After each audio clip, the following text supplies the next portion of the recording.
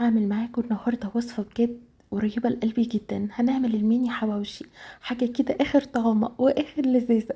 شايفين القمر ده يا جماعة؟ هنعمله بطريقة سهلة وبسيطة جدا، وهيطلع معاكي بيرفكت، مش هتبطلي تعمليه من بعد ما تشوفي الوصفة التحفة دي. بجد حكاية. انا مروة، لو اول مرة تشوفيني وتتابعيني متنسيش تشتركي في الصفحة وعرفيني على نفسك وقوليلي من اي بلد انتي بتتابعيني. هنعمل وصفة حكاية يا جماعة، وهنعمل العيش معاكم بطريقة بسيطة وسهلة جدا، وهيطلع معاكي يجنن خطير بجد. الطريقة سهلة وبسيطة جدا. كل اللي هنحتاجه معاكم كيلو من الدقيق ده، لو هتعملي كمية طبعا تقدري طبعا تقللي الكمية. تمام كده. هنعمله بطريقة سهلة وكله هيكون مفتوح بالطريقة دي. هحتاج كيلو من الدقيق لجميع الأغراض. تمام. واحتاج كمان معلقة كبيرة خميرة فورية، وزيهم من السكر. واحتاج كمان معلقة كبيرة حليب بودرة، نص معلقة كبيرة بيكنج باودر، ورشة ملح صغيرة تقريبا ربع معلقة. وهنقلب المكونات الجافة بالشكل ده. هنعجن بمية دافية.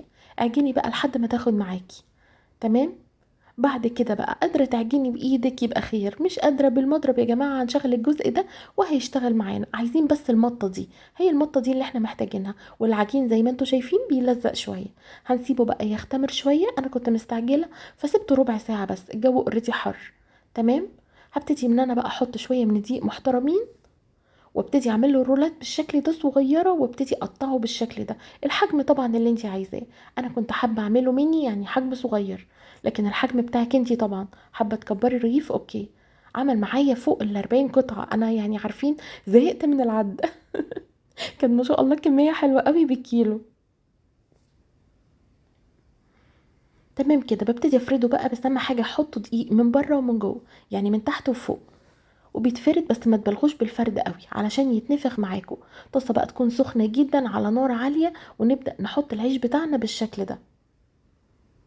انا طبعا نسيت اقول لكم حاجه مهمه جدا. لما بتيجوا تفردوه بتسيبوه كمان 10 دقايق، بتغطوه وتسيبوه على الرخامه بتاعتكم 10 دقايق عشان ياخد ويدي مع نفسه ويختمر منه فيه.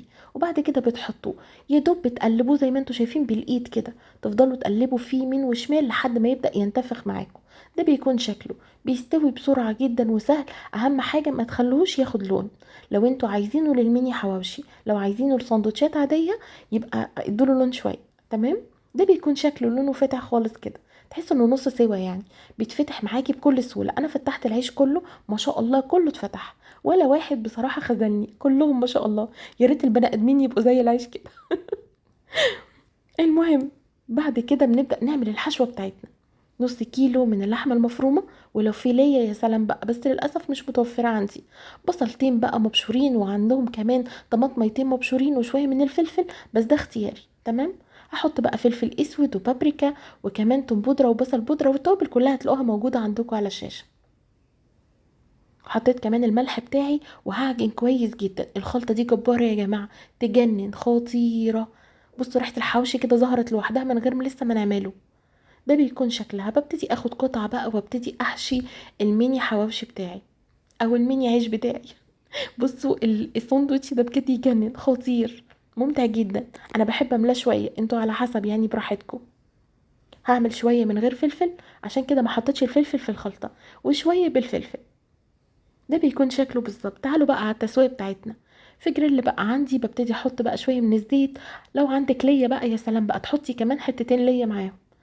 يسخن كده، وبعد كده تاخدي بقى على الناحيتين بهدوء، يعني تخلوا النار الاول عالية، وبعد كده النار تكون هادية علشان العيش يستوي ويتحمص، وفي نفس الوقت اللحمة تستوي. لو شاكين ان اللحمة ما استوتش مع انها استوت معايا، بتحطوها في صينية وتدخلوها في الفرن. تمام كده. بتاكلي احلى. بصوا حواوشي خطير. مين الحوشي ده يجنن. الاطفال هيحبوه جدا، وانتي نفسك هتحبيه جدا. مقرمش كده وكريسبي، وفي نفس الوقت فيه طراوة مش طبيعية بجد تجنن. جربوه، منتظر رأيكم ان شاء الله في الكومنتات. وميرسي جدا لكل الكومنتات الحلوة اللي بتدعمني.